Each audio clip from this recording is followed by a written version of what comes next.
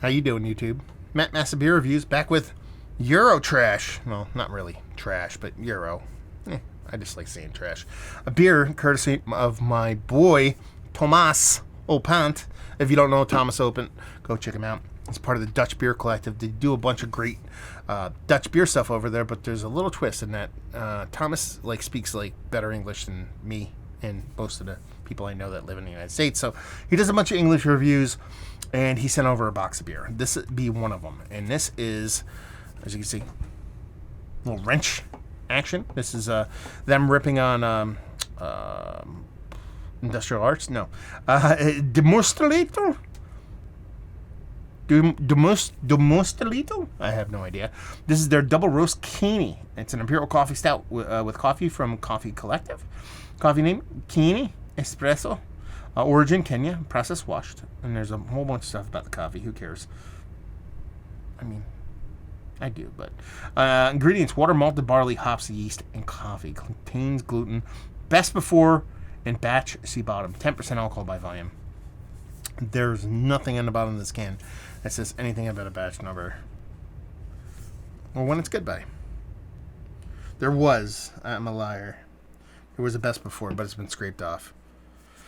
So what Thomas did, he said, I gotta send beer, but I got this old shit I don't want anymore. He's like, I'll just scrape off the best by date and send it to Matt, because it's the kind of guy he is. What are you gonna do? Anyway, we'll see what's what. Label-wise, I like it, man. It's wrenches and geometric patterns, man. It's kind of what beer does. Awesome pour by this guy. 2 fingers of a, what I like my coffee to look like, colored head. You see the theme going on here? And, yeah. Let's get this rich, dark, mysterious darkness to it. Yeah.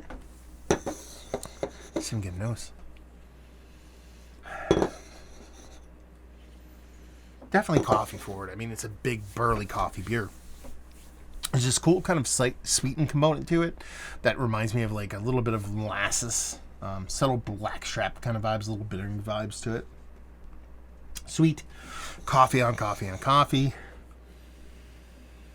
But you still get a roasted malt, even kind of a subtle nutty component. And I'll say this, they talk about this beer being espresso base or espresso blend. It definitely comes off like espresso in that it has this kind of extra richness to it.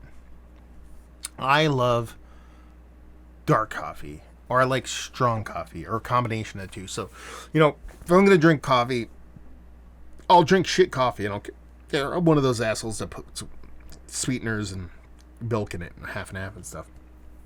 But I want it dark. It needs to hold up to those things. I just want that little bit of softness to it. And I want it rich and dark. But if I can't get that, if I go to a coffee shop and they just don't have a dark blend that really kind of tickles my fancy, I'm just giving you Americano and just make it filthy. And that's kind of how this is coming off, like an Americano style. Like you made an espresso, but then you just add a little bit of water to it kind of thing. So I kind of dig it. I like it. Let's dive in. Cheers.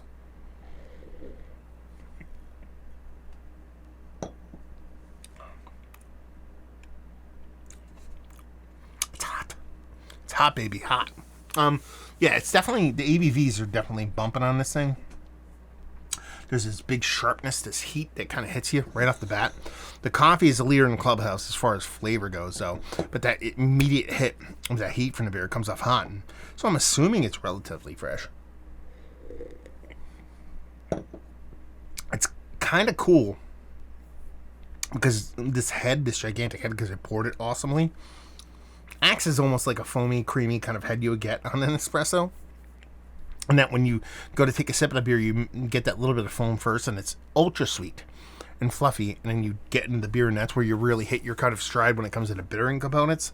It's still a sweet beer, but you get that bittering from the roasted malt. You get that bittering from the coffee, so it's kind of fun to kind of get that big pop of sweetness up front. And while it does carry throughout the actual beverage, gets a little bit more roasty, gets a little bit more toasty, gets a little bit more dark in the beer itself. Beautiful mouthfeel, soft, almost like a porter-like mouthfeel, and fun. The only thing about this is, it's just a little too sweet for me. A little bit too sweet. A little bit too hot. The ABV kind of comes off. It comes off more. This is annoying the shit out of me. I'm going to move that before I go ballistic. You probably heard that thing. Knock, knock, knock. Anyway. It comes off like more like a sweetness of like a 13 to 15% beer as opposed to 10. And then that also marries with the sweetness, which is just a little bit too sweet. I mean, I like my coffee beers to skew a little bit sweet to hold up to the bittering and the roasting part of the coffee. But this for me is just a little bit too sweet. And then it's just a little disjointed.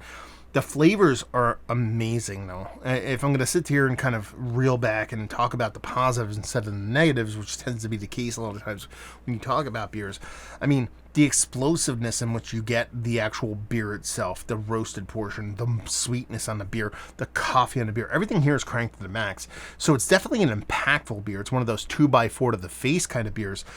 It's just a little bit of refinement, a little bit of kind of deft handness with some of these flavors, I think would make this beer absolutely bonkers. But a really fun beer. The Moersleutel. Am I saying that right? I think I'm fucking saying that right. I can't believe it. The Moersleutel. I'm fucking impressed with myself. I think I'm crushing it on the fucking pronunciation front right now. Anyway, so let's talk about it. This is one of the better coffee forward beers as of late. With me kind of saying I don't like how sweet it is, really sharp, it still is, because it's kind of one of those things where, okay, it's not like the most kind of refined or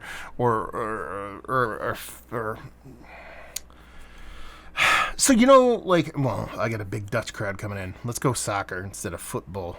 American football. You know, it's like there's a soccer player that kind of sucks for, 85 minutes, and then for a 7-minute stretch just blows the doors off of things, like makes a fantastic run all by himself, scores a goal, makes another run, gets fouled, scores a free kick and an assist, and they go from like 2 down to winning 3-2.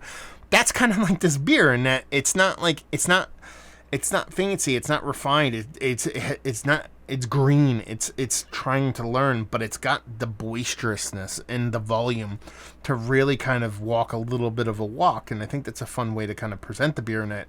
I dig what it's throwing out there. I just want a little bit of kind of adultiness kind of tossed in there, and I think it would be epic. So it's probably one of the better, it's still in the conversation, one of the better coffee beers I've had as of late. Not Mount Rushmore, but in there.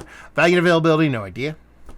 Netherlands, let me know what's what and leave you with if you like what we like this beer. If you like coffee and sweet and beers, you will like this. So there you go. Another review in the books. Hopefully you guys enjoyed it. Down there if you want to talk about it. Massive beers. If you want to check me out doing social media stuff, you want to check out Thomas doing social media stuff. Thomas with the H and the O and M-A-S, and then open, so open, and then just throw a T at the end because that's weird. And hopefully you guys enjoyed the review. Hopefully you're enjoying a little bit of beer right now. Hope to see you next time. Cheers.